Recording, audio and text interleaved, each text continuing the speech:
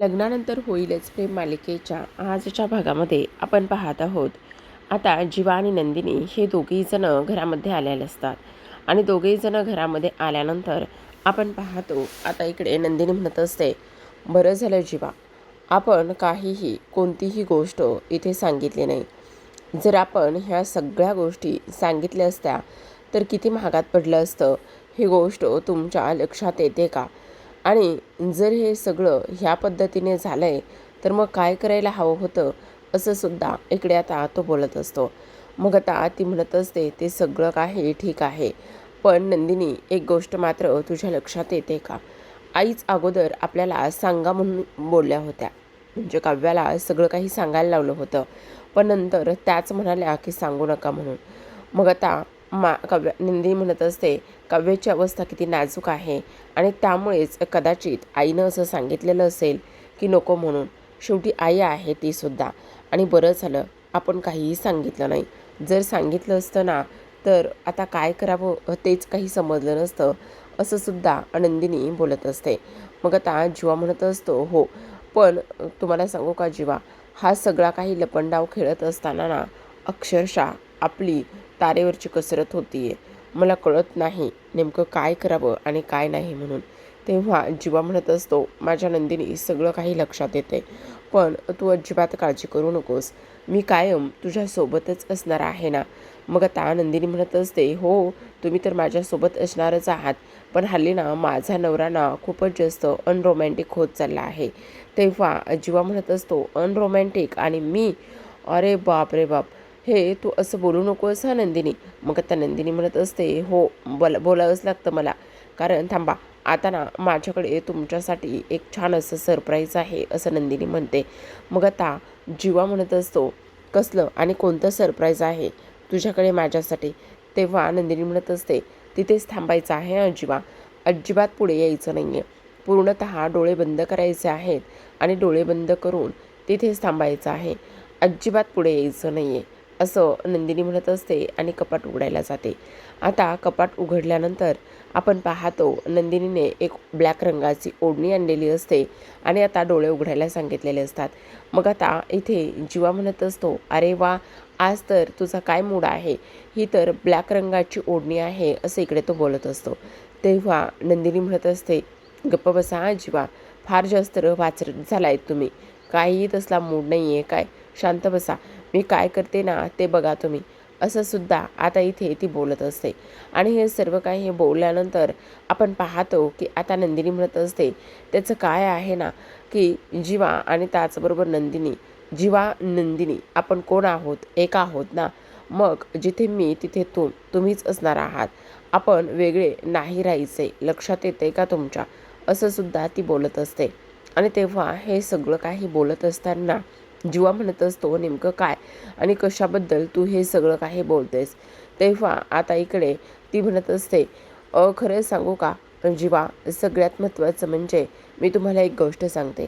आता बघा, मी असा हात बांधून ठेवणार आहे ना तुमचा, की त्या हात बांधल्यामुळे ना इथे काही जरी झालं ना तरीसुद्धा तुम्ही माझा हात सोडून कुठेही गेले नाही पाहिजे, आणि म्हणूनच मी हा हात बांधते. म्हणजे माझा नवरा ना इथे रात्रीचं, अगं पण मला वॉशरूमला गेला तर मग जावंच लागणार आहे ना. मग आता ती म्हणत असते, हो, काय तुम्ही किती घाणेरडे आहात हो, मग तर तुम्ही जाऊ शकता ना, असं नंदिनी म्हणत असते. पण आता ना जीवा म्हणत असतो, हो का, आपण आता ना तुला ना माझा स्टाईल आणि त्याचबरोबर फिल्मीपणा तुला दाखवतो चांगलं, असं सुद्धा आता इकडे तो बोलत असतो. आता हे सर्व काही बोलल्यानंतर आपण पाहतो इथे जीवा लाईट्स ऑफ करत असतो आणि लाईट्स ऑफ केल्यानंतर लगेच आता गाणे लागतात आणि गाणे लागल्यानंतर दोघेही जण त्या गाण्यावरती डान्स करत असतात. आता दोघंही जण गाण्यावर डान्स करत असताना इथे आपण पाहतो, दुसरीकडे काव्याला मध्यरात्री जाग आलेली असते, कारण पाऊस येत असतो, वारा सुटलेला असतो, त्याचबरोबर विजांचा कडकडाट, ह्या सगळ्या गोष्टी आता इकडे सुरू झालेल्या असतात आणि त्यामुळे आता काव्याला जाग आलेली असते. आता जेव्हा काव्याला जाग येते त्यावेळेला इथे ती आता मस्त पाऊस आणि पाऊस पडतोय हे इथे बोलत असते. बाप रे बाप, कसलं भारी आहे ना हे सगळं काही, असं सुद्धा आता इथे ती बोलत असते. आणि ह्या सगळ्या गोष्टी बोलल्यानंतर आता पार्थला उठवते. पार्थला म्हणत असते, देशमुख उठा ना प्लीज, देशमुख उठा ना. पार्थ म्हणत असतो, काव्या प्लीज झोपू द्यावं. देशमुख ऐका ना, बाहेर बघा ना कसा पाऊस यायला लागलेला आहे. देशमुख मी काय म्हणते ते एकदा तुम्ही बघा तरी. तेव्हा पार्थ म्हणत असतो, नाही आहे काव्या प्लीज, मला आत्ता झोप येते, मला झोपू द्या बरं, मला तुमचं काही ऐकायचं नाही आहे. असं सुद्धा आता इकडे पार्थ म्हणत असतो. मग आता काव्या म्हणत असते, देशमुख बघा ना बाहेर मस्त पाऊस येतोय. मग आता तो म्हणत असतो, तुम्हाला उकडत असेल ना, आणि मग एक काम करा ना तुम्ही, हे बघा AC लावा आणि AC लावल्यानंतर तुम्ही मात्र शांतपणे झोपा बरं, प्लीज मला पण झोपू द्या बरं. असं तो बोलतो. आता हे सर्व काही बोलल्यानंतर काव्या म्हणत असते, पार्थ उठा ना, मला गरमत वगैरे काही नाही आहे, मला ना बाहेर मातीचा वास येतोय आणि मातीचा वास येत असल्या कारणाने ना मला मस्त माती खाण्याची इच्छा होती आहे. असं सुद्धा आता इकडे तो बोलत असतो. मग आता हे सर्व काही बोलल्यानंतर आपण पाहतो की इकडे तो म्हणत असतो, माती खावीशी वाटते, चपाती चपाती खावीशी वाटते, थांबा मी ना मस्त तूप लावून तुमच्यासाठी गरमागरम चपाती आणून देतो. मग आता काव्या म्हणत असते, नाही देशमुख, मला चपाती नाही तर मला माती खावीशी वाटते. काय, तुम्हाला आत्ता ह्या वेळेला माती खावीशी वाटते? काव्या काय चाललंय तुमचं हे? तुम्हाला माती कशी काय खावीशी वाटेल? वेड्या आहात का तुम्ही? तेव्हा काव्या म्हणत असते, मग जर तुम्ही आणणार नसाल ना माती, तर मी मस्त बाहेर जाते पावसामध्ये आणि पावसामध्ये जाऊन मस्त माती खाऊन येते. असं सुद्धा आता इकडे ती त्याला सांगत असते. मग आता पार्थला टेन्शन येतं की काव्या अशी एकटीच जाईल आणि एकटीच जाऊन बाहेर पावसात भिजेल आणि त्यानंतर माती वगैरे खाईल. असं व्हायला नको. असं सुद्धा इकडे आता त्याच्या मनामध्ये विचार आलेला असतो. आता हा विचार आल्यानंतर लगेचच इकडे पार्थ म्हणत असतो, काय चालले काव्या, प्लीज असं नका ना करू. हे बघा, काव्या म्हणत असते, नाही आत्ताच्या आत्ता माती खायची आहे. अहो वेड्या आहात का, म्हणजे गावाकडची माती वगैरे चांगली असती, पण इथली माती कशी खायची? मग आता काव्या म्हणत असते, देशमुख माती खायची म्हणजे खायची, जात आहे की काय करताय सांगा पटकन, काय करताय देशमुख? असं बोलल्याबरोबर आता लगेचच इकडे पार्थ म्हणत असतो, ठीक आहे जातो जातो जातो, मग जा, आत्ताच्या आत्ता जायचं आहे आणि मला माती घेऊन यायचं आहे. जोपर्यंत तुम्ही माती घेऊन येत नाही तोपर्यंत मी इथेच बसणार आहे. असं काव्या म्हणत असते. मग आता पार्थ म्हणत असतो, ठीक आहे तुम्ही नका काळजी करू, जातो मी आणि त्यानंतर तुम्हाला खायची ना माती, तर मग मी मातीच घेऊन येतो. असं इकडे आता पार्थ म्हणत असतो. आणि त्यानंतर काव्या म्हणत असते, जा पटकन. अहो देशमुख काय चालले? तेव्हा पार्थ म्हणत असतं, चाललोय ना, ठीक आहे ना, जातोय ना. असं म्हटल्याबरोबर आता पार्थ तर निघून जातो, पण काव्याला मात्र इकडे फार छान वाटत असतं. आता आपण पाहतो दुसरीकडे हा जो काही पार्थ आहे तो भर पावसामध्ये इथे बाहेर अंगणामध्ये गेलेला असतो, का तर काव्याला माती खायची म्हणून. मग आता इकडे मानिनीला सुद्धा पावसाच्या त्या विजांच्या कडकडाट, त्याच्यानंतर गार वारा, ह्या सगळ्या काही गोष्टी पाहिल्यानंतर तिलासुद्धा आता झोप येण्याशी झालेली असते. ती आता विचार करत असते, बापरे, आत्ता ह्या वेळेला पाऊस येतोय म्हणजे हा तर अवकाळी पाऊस असावा. आणि मला बाहेर आवाज कोणाचा येतोय? काव्या ही बडबड करत असते आणि त्यामुळे मानिनीला आवाज येतो की नेमकं बाहेर कोण बडबड करतंय आणि नेमकं बाहेर काय चाललंय, ह्या सगळ्या गोष्टींचा तिला आवाज येत असतो. आणि त्यानंतर लगेचच आता इकडे ती बाहेर जाण्याचा प्रयत्न करत असते. तेव्हा बाहेर जाऊन पाहते तर काय, इकडे काव्या डायनिंग टेबलवर बसलेली असते आणि पार्थने आता लगेचच पावसामध्ये भिजून माती घेऊन आलेला असतो. आता पार्थ माती घेऊन आल्यानंतर त्याने ती माती इथे काव्यासमोर ठेवलेली असते आणि काव्यासमोर ठेवल्यानंतर काव्या आता लगेचच त्या मातीचा आस्वाद घेत असते. मग आता मानिनी म्हणत असते, कोण आहे तिकडे? मग लगेच आता पार्थ ती माती त्याच इथे डिशने झाकून ठेवत असतो आणि डिशने झाकून ठेवल्यानंतर विचार करत असतो की नाही नाही, आईला हे सगळं काही समजायला नको, असा विचार त्याच्या मनामध्ये आलेला असतो. तर आता आपण पाहतो मानिनी तिथे येते आणि म्हणत असते, काय रे मेल्यांनो, तुम्ही दोघेजण एवढ्या रात्रीचं इथे काय करताय, काय झालेलं आहे? तेव्हा पार्थ म्हणत असतो, काही नाही अभ्यास करतोय. काव्यासुद्धा म्हणत असते, हो हो काही नाही अभ्यास करतोय. अगं ये तुला बरं वाटतंय ना नक्की? तेव्हा लगेच आता इथे ते लोक म्हणत असतात, हो आम्हाला तर बरं वाटतंय आणि काहीही झालेलं नाही आम्हाला, असं ते बोलत असतात. आता हे सगळं काही बोलल्यानंतर आपण पाहतो इथे मानिनी म्हणत असते, पण विदाऊट पुस्तकाचा अभ्यास तुम्ही कसं काय करताय सांगा ना, बोला ना. मग आता इकडे पार्थ म्हणत असतो, पेज नंबर, त्याचबरोबर त्यातला पॉईंट, हे सगळं माझ्या बायकोला पाहत आहे. मग मी फक्त त्याची रिव्हिजन घेत होतो, बस एवढंच. असंसुद्धा आता मानिनी बोलत असते. जीवा आणि पार्थ आणि काव्या हे दोघेजण बोलत असतात. आता हे सगळं काही बोलल्यानंतर मानिनी म्हणत असते, हो का? मग आता दरवाजा वाजल्याचा मानीला आवाज येतो, कारण पार्थ बाहेरून आला आहे आणि दरवाजा मात्र त्याने तसाच उघडा ठेवला आहे. मग आता मानिनी म्हणत असते, एवढ्या रात्रीचा दरवाजा उघडा हे कसं शक्य? मी तर बंद करून आले होते ना. मग आता पार्थ म्हणत असतो, आई असू दे ना, मी बंद करतो. नाही रे, थांब मला बघू दे, असं म्हणून मानिनी दरवाजा बंद करायला जाते. आता जेव्हा दरवाजा बंद करायला जाते तेव्हा मात्र तिला ते मातीचे पावलं तिथे दिसतात आणि सगळे बाहेरून आलेले मातीचे पावलं असतात. मग आता मानिनी कांगावा करत असते आणि म्हणत असते, पार्थ काव्या, पार्थ काव्या, धावतच या पटकन, या पटकन. मग आता हे दोघेजण म्हणत असतात, काय काय झालंय काय? कशाबद्दल एवढं सगळं काही सुरू आहे? काय झालंय मला सांगणार आहेस का? मग आता तेवढ्यातच इथे हे दोघेही जण म्हणत असतात, नाही नाही, काही नाही आई, कशाला उगाचच एवढं हे करतेस? काही नाही, काय हे सगळं काय आहे? घरामध्ये चोर घुसलाय बहुतेक. मग आता पार्थ म्हणत असतो, नाही नाही, चोर नाही घुसला. आणि तुझे केस काय बोललेत? म्हणजे पार्थ तू पावसामध्ये भिजून आलायस का? असं म्हटल्याबरोबर पार्थ मात्र धावायला लागतो. आणि पार्थ धावत असताना इथे आता मानिनी तुझ्या पाठीमागे त्याला मारण्यासाठी धावते. तू आता लहान आहेस का? तुला काय गरज होती हे सगळं काही करण्याची? आणि त्याचबरोबर तू इथे पावसामध्ये कसा काय भिजून येऊ शकतोस? असं इकडे ती बोलत असे. थांब, तुला ना ह्या ताटानेच मारते, असं म्हणून ती ते ताट हातामध्ये घेते आणि मारणार. तेवढ्यातच त्या ताटामध्ये तिला माती दिसते. मग आता माती दिसल्याबरोबर इकडे लगेचच आपण पाहतो, मानिनी म्हणत असते, हे सगळं काय आहे? ही माती आणि ह्या सगळ्या गोष्टी कशासाठी आहेत? असं सुद्धा आता इकडे ते बोलत असतात. तेव्हा लगेच आता इकडे काव्या ते मातीचं डिश हातामध्ये घेते आणि वास घेण्याचा प्रयत्न करत असते.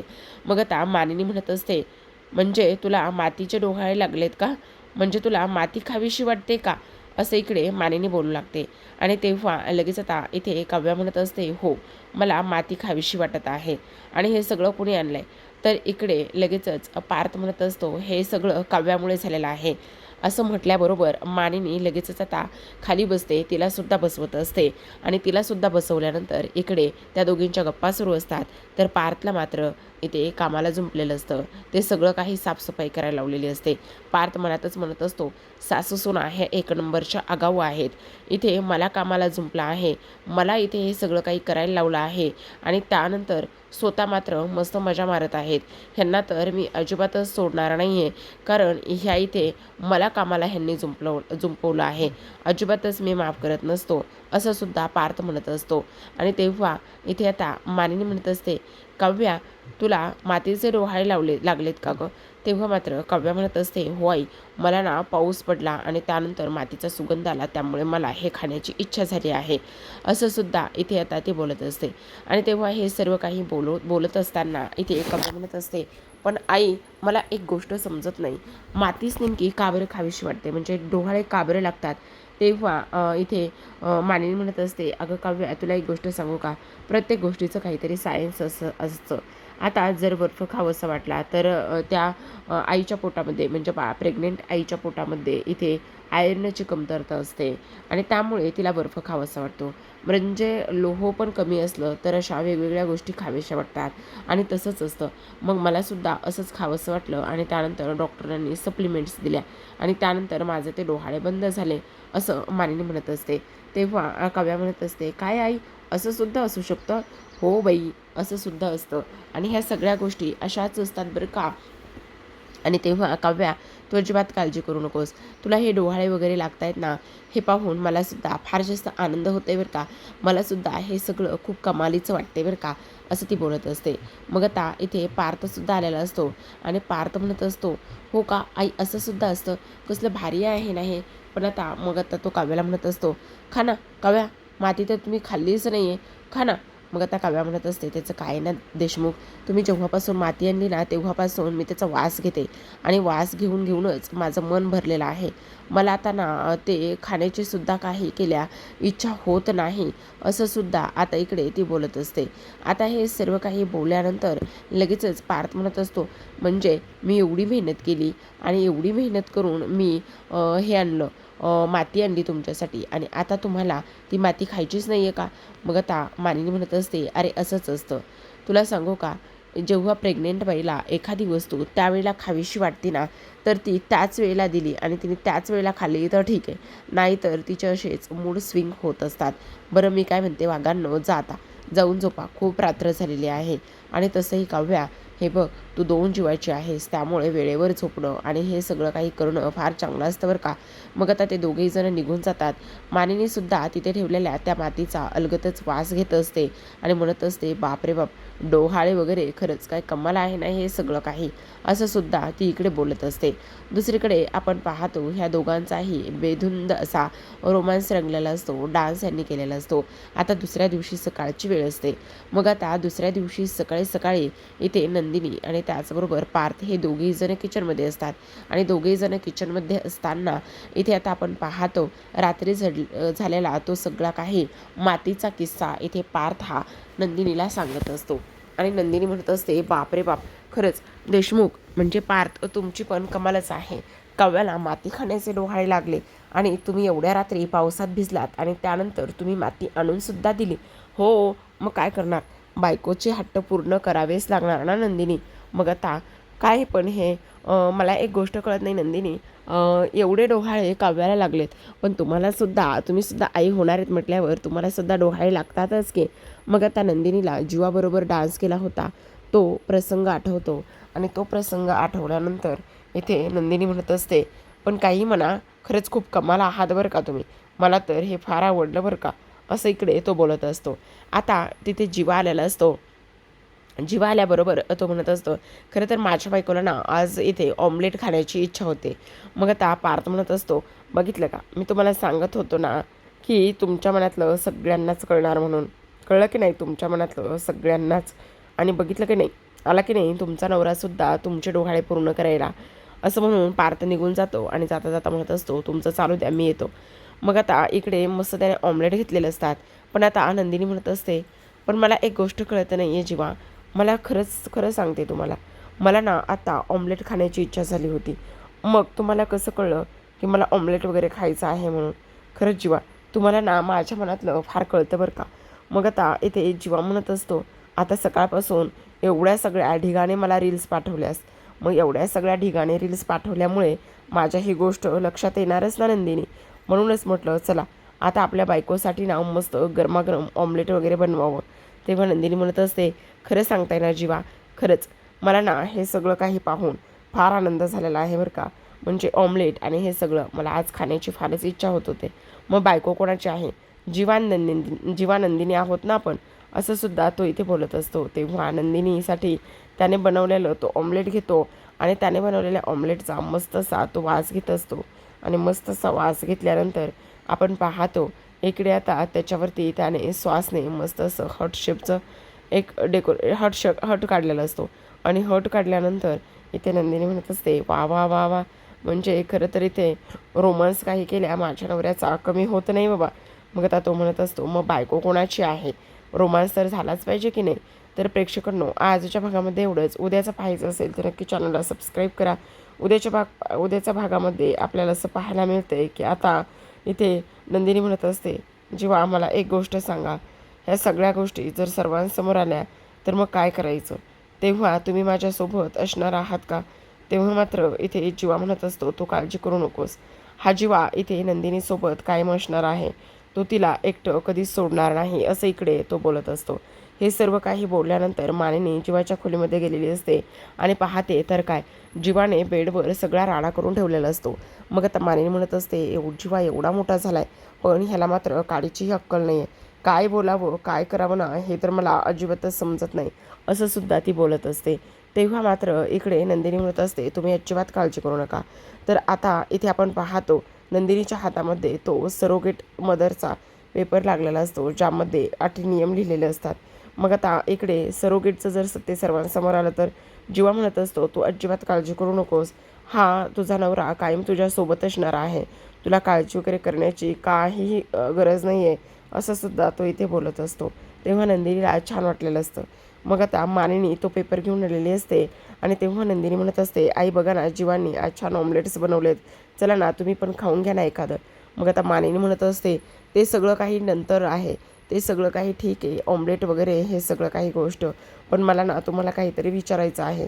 त्या गोष्टीचं मला तुम्ही खरं खरं उत्तर द्यावं अशी अपेक्षा आहे, असं मानिनी म्हणत असते. तेव्हा लगेच आता इथे जीवा म्हणत असतो, काय झालेलं आहे आई, तू एवढी टेन्शनमध्ये काय आहेस आणि कशाबद्दल तू हे सगळं काही विचारतेस, काय काय झालं आहे काय, असं सुद्धा इकडे आता तो विचारत असतो. मग आता मानिनी म्हणत असते, हे सगळं काय आहे, ह्या सरोगेट मदरचा आणि नियमांचा आणि तुमच्या आयुष्यामध्ये सरोगेट आईचा काय हेतू आहे, किंवा तुमच्या आयुष्यामध्ये हा पेपर इथे काय करत आहे, असं मानिनीने स्पष्टपणे विचारलेलं असतं. आता सरोगेट आई कशी असावी किंवा त्याचे नियम काय आहेत हे एका कागदावर लिहून ठेवलेलं असतं. तेव्हा जीवा आणि नंदिनी हे दोघेही जण एकमेकांकडे पाहतच असतात. तेव्हा त्यांनासुद्धा फार टेन्शन आलेलं असतं. तर प्रेक्षकांनो, पाहत राहा, लग्नानंतर होईलच प्रेम. भेटूयात उद्याच्या भागात. जीवा नंदिनी काय उत्तर देतील हे पाहणं फार इंटरेस्टिंग आहे.